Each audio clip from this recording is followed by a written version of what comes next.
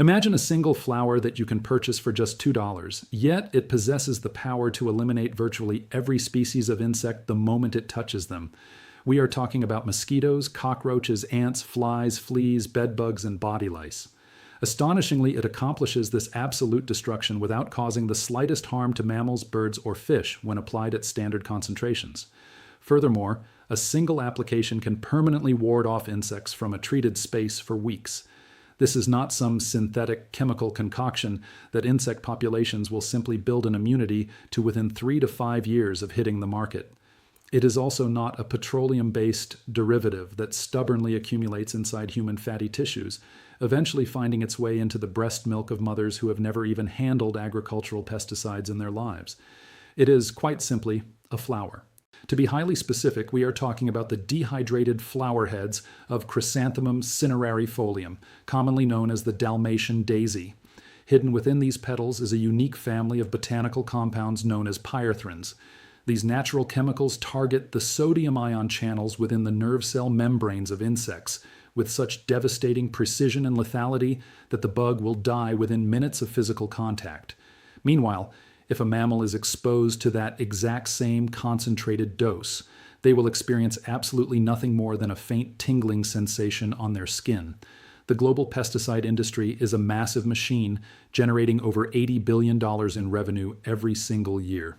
The everyday household insecticides, the aerosol sprays, the indoor foggers, the poison baits, and the bug repellents that regular families buy to manage mosquitoes, ants, roaches, and other common pests make up roughly $15 billion of that massive total. If you look at the active ingredients in the vast majority of these commercial products, you will find synthetic pyrethroids. These are artificially engineered, laboratory-made chemicals designed to mimic the exact way natural pyrethrins kill bugs. However, they come with a severe catch. They have vastly greater environmental persistence. They carry a much higher toxicity risk to mammals, and they cost anywhere from 10 to 50 times more per unit of bug-killing power when compared to the natural pyrethrum extracted straight from dried chrysanthemum flowers. The raw dried flowers containing natural pyrethrin at concentrations of 1 to 2% will only cost you about $2 per kilogram if you buy them from bulk herb suppliers or garden centers. Just 1 single kilogram of these dried pyrethrum flowers holds enough active insecticidal power to completely treat roughly 500 square meters of living space. On the flip side, that synthetic pyrethroid product sitting in a standard aerosol can at the hardware store will cost you $8 to $15, will perhaps treat a mere 20 square meters per can, and will stubbornly persist in your local environment and inside human tissue for months after you spray it. The raw natural flower is significantly more effective per unit of its active compound. It costs an absolute fraction of the retail price, and it breaks down entirely and safely in the environment within just 1 to 2 days of being exposed to natural sunlight. This is the hidden history of Pyrethrum.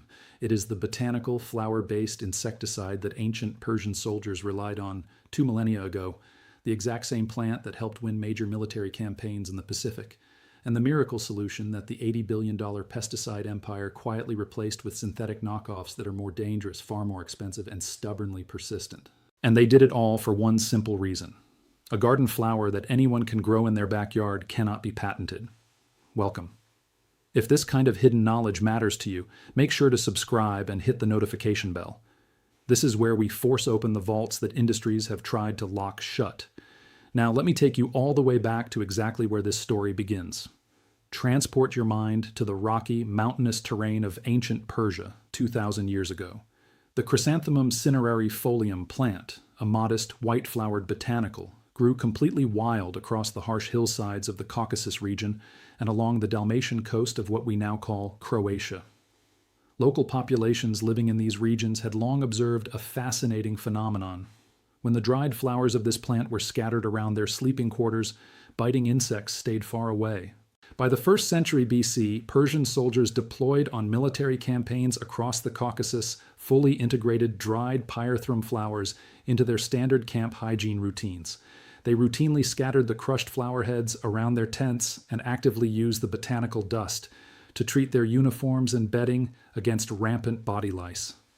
This highly effective military practice was carefully documented by Roman historians who were observing Persian camp strategies during the various border conflicts of that era, As time passed, this invaluable knowledge began to travel along the ancient Silk Road.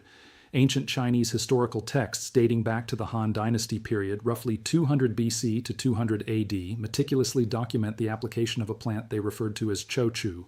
The botanical descriptions in these texts perfectly match the chrysanthemum species, and they describe it being used precisely as an insect repellent in human sleeping quarters and massive grain storage facilities. We are looking at the exact same observation, the exact same practical application, and the exact same plant, documented completely independently across entirely different cultures, separated by the vast width of the Eurasian continent. This convergent discovery pattern is a recurring theme we uncover constantly. When every distinct ancient civilization that stumbles upon a specific plant independently figures out the exact same technological application for it, you know for a fact that the underlying chemistry is doing the heavy lifting. The European awakening to Pyrethrum as a formulated commercial insecticide kicked off thanks to the trading networks between Venetian merchants and producers in the Caucasus region during the late 18th century. An Armenian merchant by the name of Jumchikov is widely credited in historical trade records with introducing a fine, dried Pyrethrum powder to European commercial markets around the year 1800. He sold it under the names Persian powder or Persian insect powder. This highly sought-after product made its way to the shelves of Paris by 1820, and reached London apothecaries by 1830, where it was eagerly bought up at pharmacies and general stores as a reliable cure for fleas, body lice, and general household bugs. Even Napoleon's formidable army, while enduring the grueling Egyptian campaign of 1798 to 1801, documented massive debilitating problems with body lice and insect-borne diseases. These were the exact same health crises that Persian powder was later brought in to successfully resolve during subsequent North African military campaigns. The rigorous systematic scientific breakdown of Pyrothrum's active botanical compounds finally commenced in the 1860s. That is when a German chemist named Karl Staudinger successfully isolated and partially mapped out the active insect-killing fraction hidden inside the Pyrethrum flowers. However, the complete precise chemical structures of the 6 distinct pyrethrin compounds, pyrethrin I and II, cynarin I and II, and jasmolin I and II, were not entirely cracked until the 1940s. At that time, a Japanese chemist named Ryozo Yamamoto and an American chemist named Milton Schechter independently finalized the structural characterization. This complete understanding of the molecule's architecture arrived at the precise historical moment when the booming synthetic pesticide industry was actively developing the technological tools needed to create artificial structural analogs. Then came World War II, which triggered the largest fully documented deployment of natural pyrethrum in human history.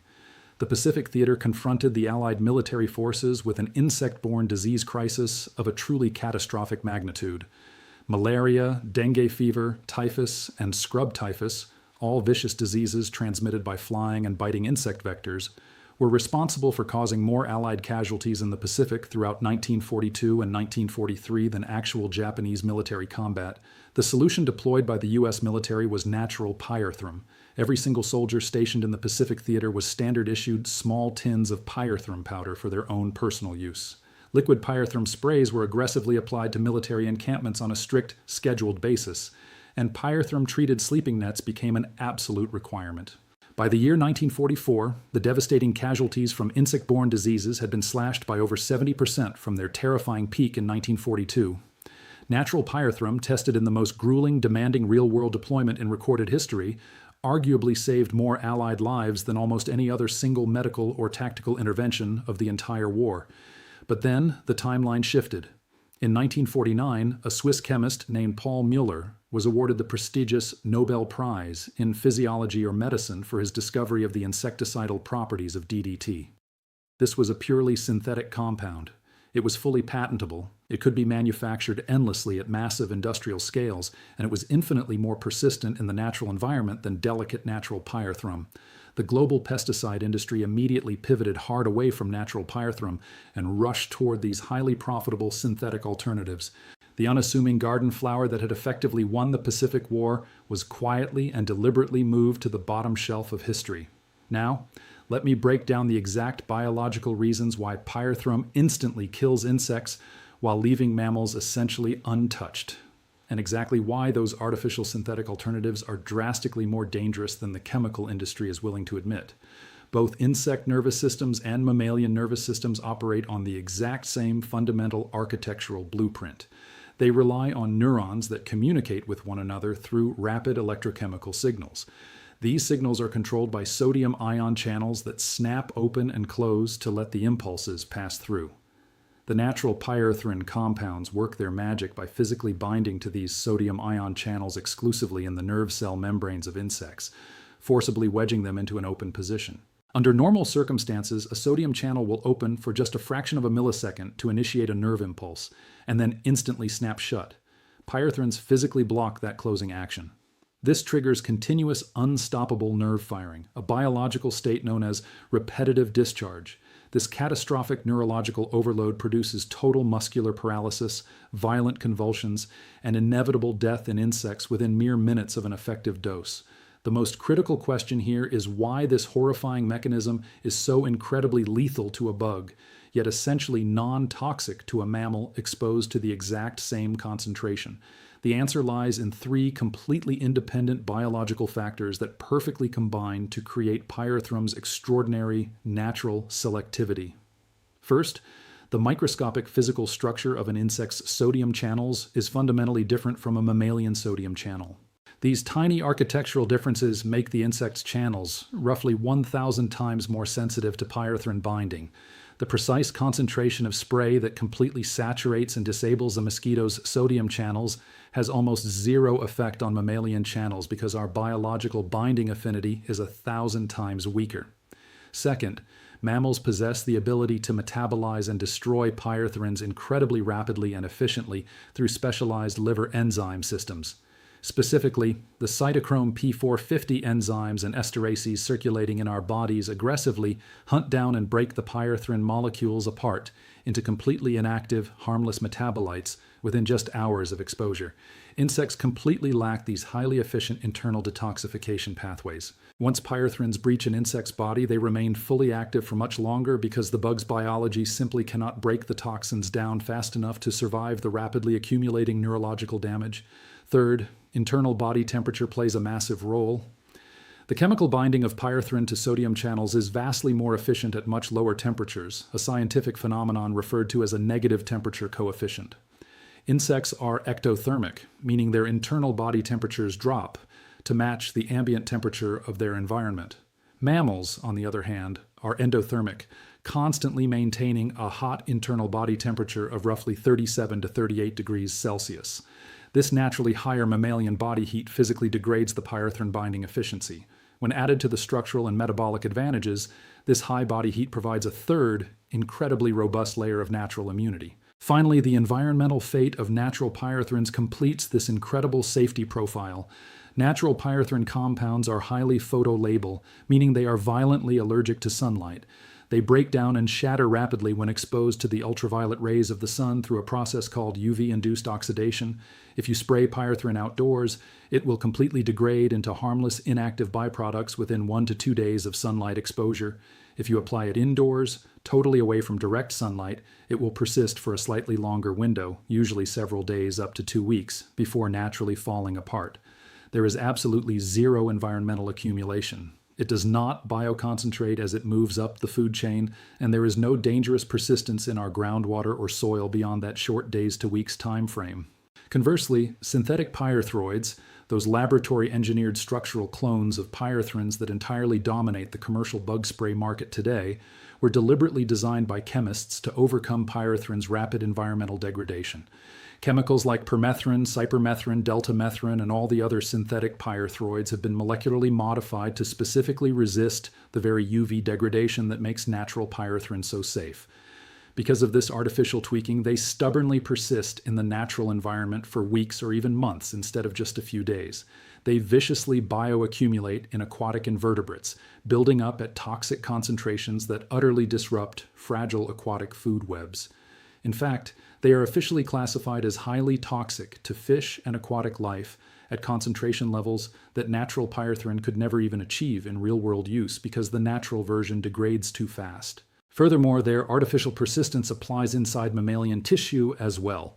Because they are engineered to resist degradation, they also resist the metabolic breakdown inside our livers. This means that regular occupational and residential exposure to these store-bought sprays causes the chemicals to slowly accumulate inside human body fat over time, something natural pyrethrin simply does not do. The massive chemical industry that systematically replaced natural pyrethrum with synthetic pyrethroids did not make that shift because the synthetic versions were safer for the public. They are mathematically less safe by literally every single environmental persistence metric available. The industry made the pivot because a synthetic chemical compound can be legally patented, it can be manufactured in massive vats at a highly controlled industrial scale, and it can be sold to the public at staggering premium prices that a simple $2 garden flower could never command. Now, this is the point where the history takes a notably dark turn. The global pesticide industry's aggressive transition away from natural pyrethrum and towards synthetic pyrethroids kicked off in the 1960s and rapidly accelerated throughout the 1970s and 80s as synthetic chemistry techniques advanced and massive corporate patent portfolios were constructed. This massive transition was aggressively pitched to government regulatory agencies and the general public as a massive leap forward in quality improvement. The industry argued that synthetic pyrethroids were more shelf-stable, offered more consistent chemical potency, and were far easier to formulate into slick consumer packaging than the raw natural pyrethrum. To be fair, every single one of those marketing points was technically accurate. However, not a single one of those points addressed the glaring environmental persistence question that would eventually morph into the chemical industry's most massive regulatory nightmare.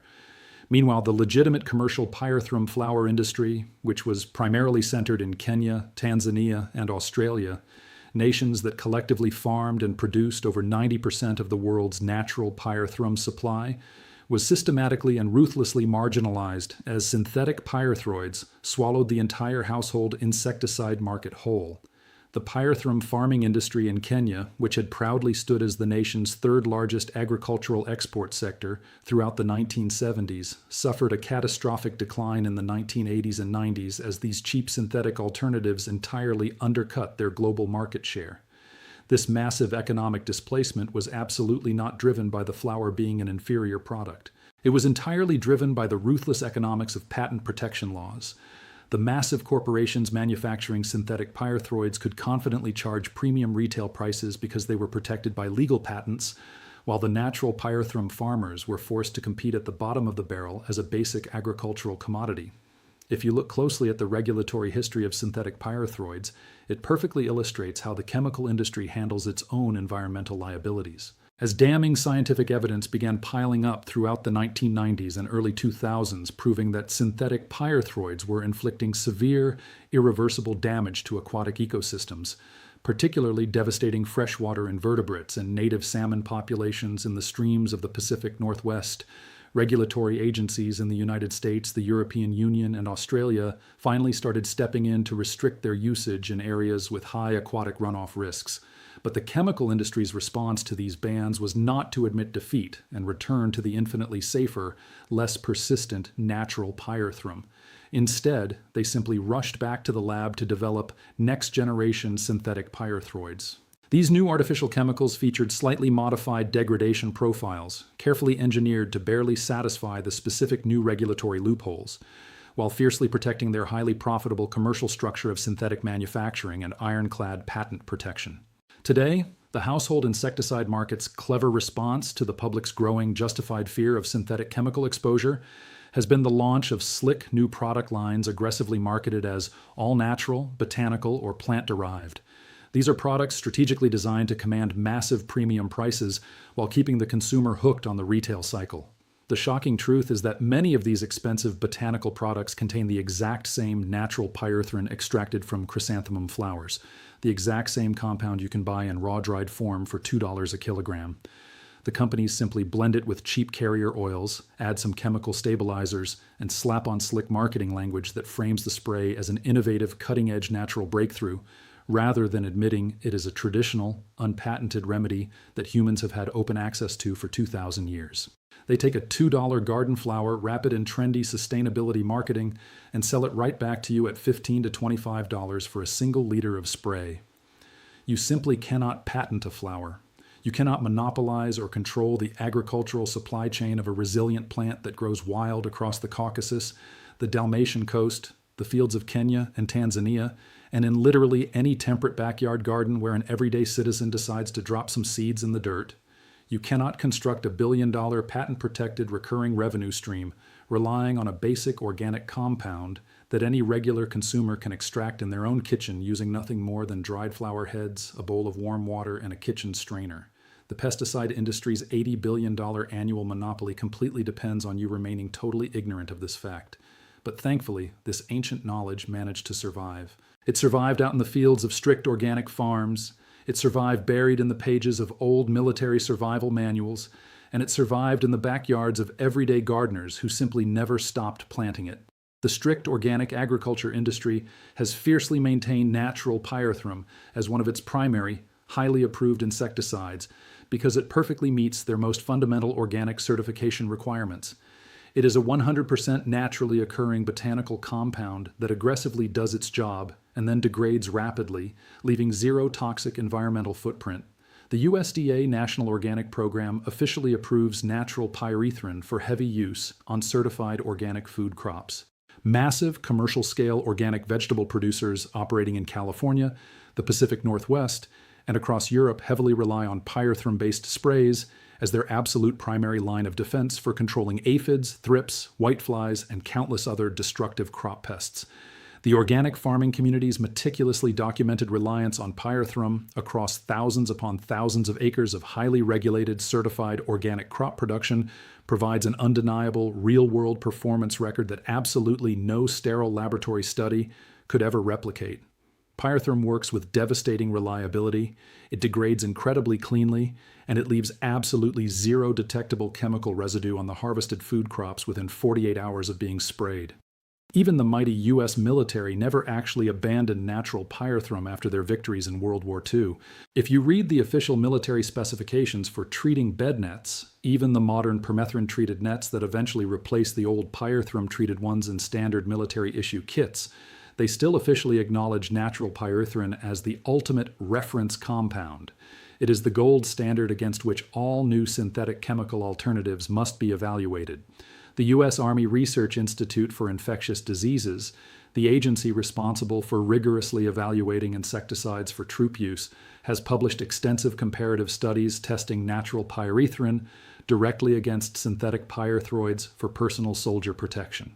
Their findings consistently conclude that natural pyrethrin's incredibly rapid degradation profile, which naturally prevents toxic residues from building up on human skin and combat clothing, is a massive, undeniable advantage for personal protection scenarios where human skin is in constant, daily contact with the chemically treated fabrics. Out in the civilian world, the permaculture and organic gardening communities have meticulously maintained highly detailed, open-source documentation regarding the exact methods for pyrethrum cultivation, harvesting, and at-home extraction. The specific Pyrethrum chrysanthemums, mainly Chrysanthemum cinerariifolium and its close cousin Chrysanthemum coccineum, are incredibly easy to grow. They thrive readily in standard temperate backyard gardens all across hardiness zones 3 through 7. They vigorously produce abundant, dense clusters of flower heads that can be easily snipped, harvested, and dried to provide a powerful year-round supply of insecticide. Once established, they reliably self-seed in their garden beds, practically guaranteeing a permanent, self-sustaining, endless supply of pest control. Just one single, fully established Pyrethrum plant will easily produce enough dried flower heads in a single growing season to allow you to brew several liters of highly potent insecticide spray. A small garden bed containing just 10 plants, which you can start from a seed packet costing maybe $2 or $3, will provide an average household with an essentially unlimited lifetime supply of premium natural insecticide. Over in Kenya and Tanzania, where the legitimate commercial pyrethrum farming industry has stubbornly managed to survive despite decades of intense, crushing market pressure from synthetic chemical giants, local small-scale farmers still cultivate pyrethrum. They grow it both as a highly valuable cash crop for export and for their own personal, daily household pest control. Kenyan Agricultural Extension Services have heavily documented how these smallholder farmers utilize pyrethrum for absolutely everything. They apply the raw dried flower dust to their grain storage silos to instantly halt weevil infestations. They brew fresh flower extracts to use as a safe, highly effective livestock spray to keep disease-carrying ticks and biting flies off their cattle. And they still scatter the dried petals around their family sleeping areas for total mosquito repellency. These are the exact same practical applications that Persian soldiers figured out 2,000 years ago, continuing completely uninterrupted in the rural communities that were smart enough to never stop using them. If you want to break free from the chemical aisle, here is exactly what you need to do. I will walk you through everything, from how to purchase the right dried flowers to exactly how to brew a homemade spray that will easily outperform anything sitting on the shelf at the hardware store. Option number one is simply to purchase the dried material. You want to look specifically for dried Pyrethrum flowers or dried Pyrethrum flower heads. The botanical name to look for is Chrysanthemum cinerarifolium. These are readily available from organic garden supply catalogs, massive herbal product wholesalers, and various online bulk botanical retailers. Look for bulk bags labeled explicitly as Pyrethrum flowers, Dalmatian chrysanthemum, or sometimes simply insect flower. A standard 500-gram bag of these fully dried flowers will only cost you about $2 to $4. And that single bag contains enough highly concentrated active pyrethrum to brew multiple liters of devastatingly effective spray. The only crucial detail is to verify that the product you are buying is actually Chrysanthemum cinerarifolium, and not just generic decorative garden chrysanthemums. Not all chrysanthemum species contain the significant lethal pyrethrin concentrations required to kill bugs. Option number two, which is far more sustainable, is to grow your own. Chrysanthemum cinerarifolium seeds are incredibly cheap and readily available from specialty heritage seed suppliers and online organic garden retailers. A standard packet will cost you exactly $2 to $3. You want to sow these seeds indoors in the early spring, roughly 6 to 8 weeks before the final frost date in your specific area. Once the risk of frost has completely passed, transplant the seedlings outdoors into a sunny, well-drained patch of soil. These plants are incredibly vigorous. They will actively flower in their very first year from spring-sown seeds, and they will reliably self-seed and spread in all subsequent years. You want to harvest the flower heads right at peak full bloom. Wait until the white petals are fully and completely open, but make sure to snip them off right before the petals actually begin to wilt or drop. This usually happens in mid to late summer. Take your harvested flower heads and lay them out perfectly flat in a single uncrowded layer. Let them dry at standard room temperature, keeping them completely away from direct sunlight for about 1 to 2 full weeks. Once they are bone dry, store the flowers in a tightly sealed airtight glass or plastic container, keeping them far away from moisture and high heat. When you are ready to make a basic, highly effective Pyrethrum water extraction spray, here is the recipe. Take exactly 1 cup of your loosely packed, fully dried Pyrethrum flower heads and combine them in a bowl with 1 liter of warm water. Do not use boiling water, as extreme heat can damage the delicate active compounds. Allow this mixture to steep quietly for exactly 2 hours, giving it a gentle stir every once in a while. After 2 hours, pour the mixture through a cheesecloth or a fine kitchen strainer, making sure to firmly squeeze the wet flour material to extract every last drop of the potent liquid. Finally, add 2 to 3 drops of standard liquid dish soap per liter of your extracted liquid. The soap is crucial. It acts as a chemical surfactant that breaks the surface tension, helping the lethal spray physically adhere to the waxy bodies of insects and the slick surfaces of plant leaves. Pour this golden mixture into a standard spray bottle. Because this is a raw, water-based botanical extract, it is astonishingly effective immediately, but it will only remain chemically active for approximately 48 hours before the natural pyrethrin degradation process reduces its killing power. Therefore, you should always prepare a fresh, small batch for each major application. Simply apply it directly to insect-infested areas, heavily coat the foliage of your garden plants, spray it around the baseboard perimeters of your rooms, or mist it around your sleeping areas using a fine spray setting. Direct physical contact with any insect will produce rapid, total neurological knockdown within mere minutes. Furthermore, the surfaces you treat will naturally repel new insects for roughly 12 to 24 hours, as the residual pyrethrin safely off-gases into the air. If you are using this indoors, the best strategy is to apply it heavily to room perimeters and obvious insect entry points in the early evening. Simply ventilate the treated space by opening a window for about 30 minutes before you go to sleep in the room. If you want to create a concentrated oil extract that boasts a much longer shelf life, the process is slightly different. To make a preparation that lasts, you need to slowly infuse the dried Pyrethrum flowers into a standard vegetable oil, utilizing the exact same slow steeping method herbalists use to make comfrey oil. Simply fill a glass mason jar to the brim with your dried flowers. Pour in enough vegetable oil to completely submerge and cover them, and let the jar steep in a cool, dark cupboard for 4 to 6 full weeks. Once the time is up, strain the oil completely. Because the oil protects the compounds, this oil-based extract will aggressively retain its lethal pyrethrin activity for an impressive 6 to 12 months, as long as it is stored in a tightly sealed, dark container. Whenever you need to use it, simply dilute the concentrated oil with water and a few drops of dish soap right before application, using a ratio of exactly 1 part oil extract to 10 parts water. Now, a few vital safety notes. While natural pyrethrin degrades incredibly rapidly and is entirely safe for use around humans, mammals, and birds at these normal application concentrations, you must remember that it is highly toxic to fish, aquatic invertebrates, and beneficial garden insects. This includes essential pollinators like honeybees and monarch butterflies. At the concentrations required to kill pests, it will absolutely kill a bee. Therefore, absolutely do not apply this spray anywhere near open water sources, backyard koi ponds, or natural streams.